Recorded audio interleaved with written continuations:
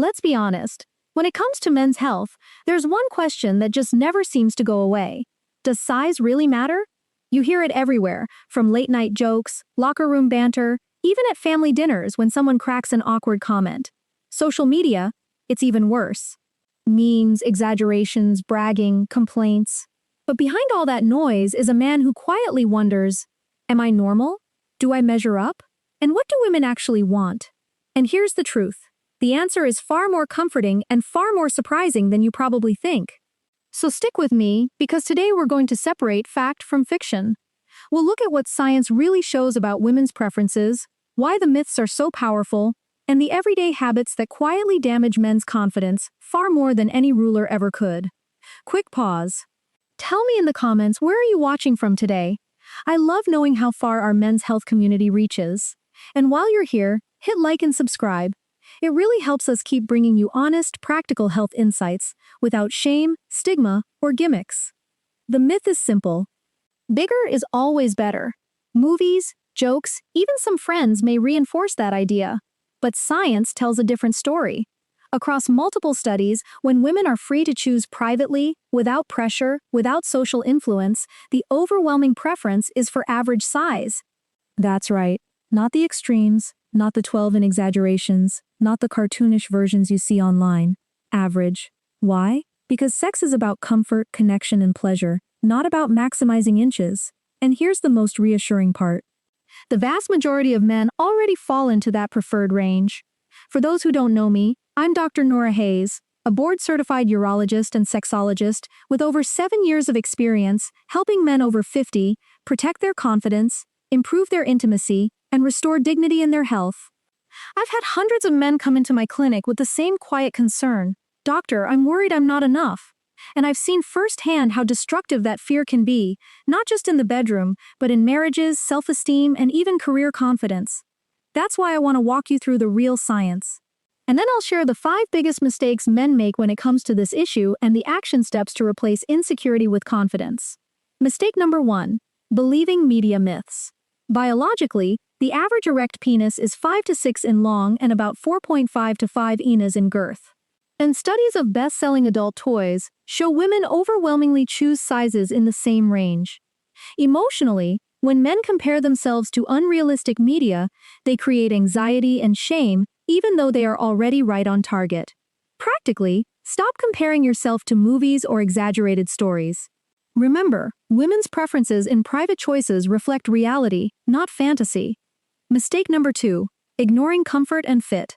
Biologically, the female body is designed for comfort. Too much girth or excessive length can actually cause pain, not pleasure. Emotionally, many women value trust, safety, and closeness far more than size. They don't want sex to feel like a performance. They want it to feel like connection.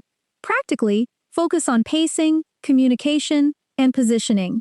These matter far more for satisfaction than an extra half inch. Mistake number 3. Assuming all women want the same thing. Biologically, studies show subtle variation. Women who report vaginal orgasms sometimes show a mild preference for slightly above average length.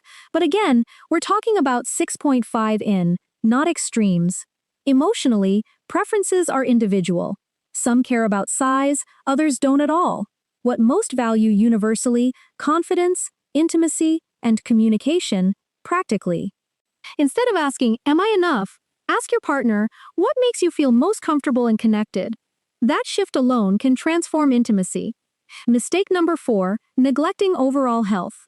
Biologically, erections depend far more on blood flow, hormones, and lifestyle than on size. Dehydration, smoking, poor sleep, and lack of exercise hurt confidence and performance. Emotionally, a man who invests in his energy, his health, and his presence feels attractive regardless of measurements. Practically take charge of the basics: hydrate, exercise, manage stress, and sleep. Women consistently rank vitality and energy above physical extremes. Mistake number 5, letting insecurity control the bedroom. Biologically, anxiety activates your stress hormones, raising cortisol, lowering testosterone, and reducing blood flow. This leads to softer erections, less pleasure, and frustration. Emotionally, many men enter intimacy worrying about how big instead of focusing on connection. Women sense that anxiety, and it breaks the moment. Practically replace comparison with confidence. Remember, you are more than enough when you show up with presence, patience, and attentiveness. So, what can you do starting today? Stop the comparison trap, unfollow social media accounts that fuel insecurity, protect your mind, learn the averages 5 to 6 in length, 4.5 to 5 in girth. Science says you're almost certainly within range. Shift focus to skills.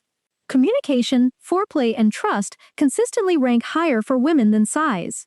Invest in health. Strong circulation, good sleep, hydration, and hormone balance matter more than an inch. Practice confidence rituals.